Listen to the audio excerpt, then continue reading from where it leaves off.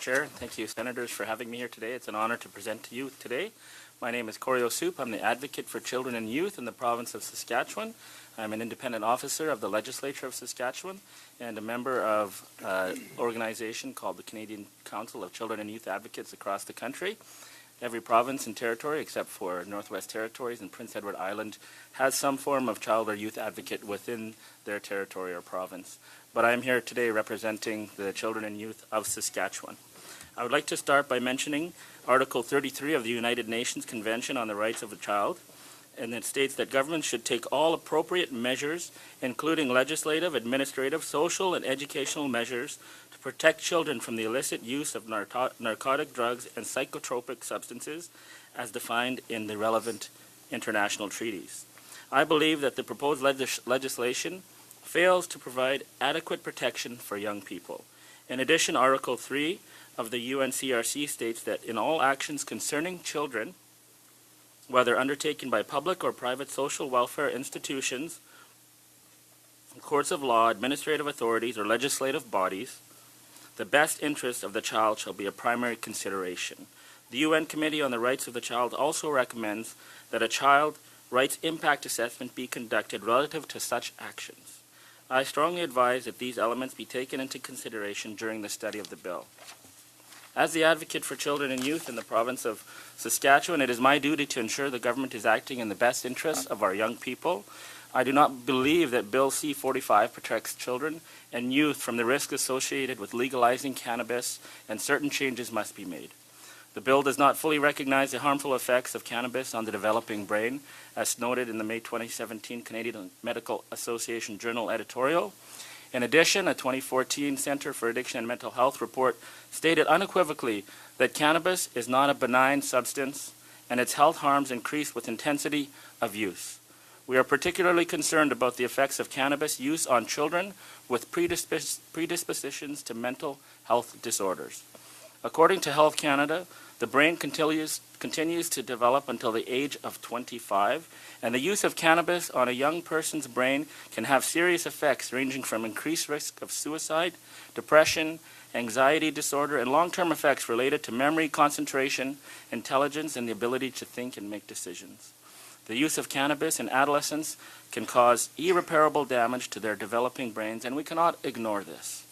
Setting quantity and potency limits of cannabis to those under the age of 25 is crucial to the mental health and well-being of our youth. One of the stated intentions of this bill is to decrease youth access to cannabis. I believe that regardless of how cannabis is legally regulated, many youth are still likely to find ways to access the substance, and that there is still a high risk of youth becoming dependent on cannabis and driving while under its influence. I recommend that a nationally created and funded public health-informed strategy accompany the legal regulation of cannabis. This strategy should have a specific youth component informed by the latest evidence of what actually works to moderate the use of substances by youth. The strategy should in particular focus on informing youth about the health risks of cannabis and the safety risks of driving under the influence of cannabis. The bill also makes provisions for sanctions for adults who supply to minors. However, I believe that the measures set out do not provide sufficient deterrence and will not help to prevent adults from selling or distributing cannabis to children or youth. I recommend sanctions for adults who supply children and youth with cannabis via a strict and escalating system of penalties similar to what is in place regarding the sale of tobacco in some jurisdictions. The bill leaves some aspects of the regulation of cannabis retailers to the provinces, with the risk of creating inconsistent regulation across Canada. We are heartened by the restrictions on promotion, particularly on the promotion of products in such a way that they could reasonably appeal to youth, and the restrictions on the use of cannabis products to promote events and activities. We urge further restrictions on retailers.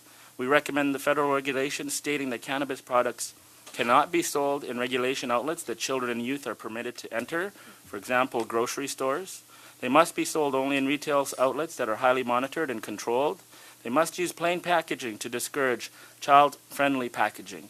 And packaging should contain information on potency and potential harmful effects similar to packaging requirements for tobacco.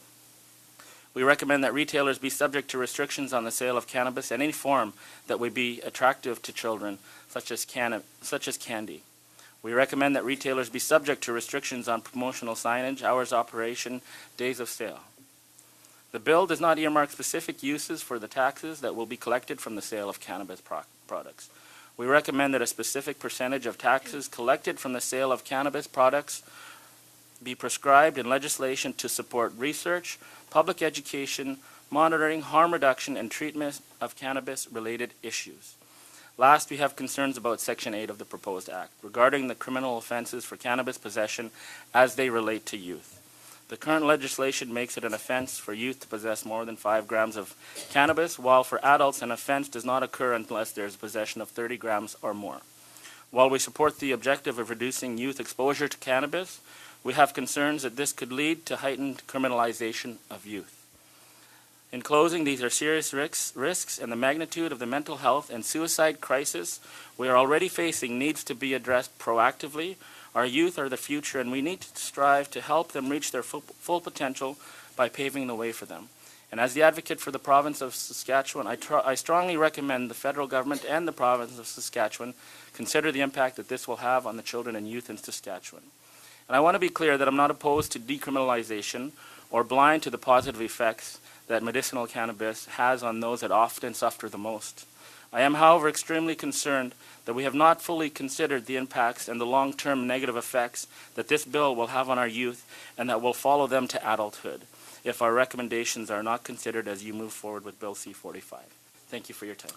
Thank you very much. And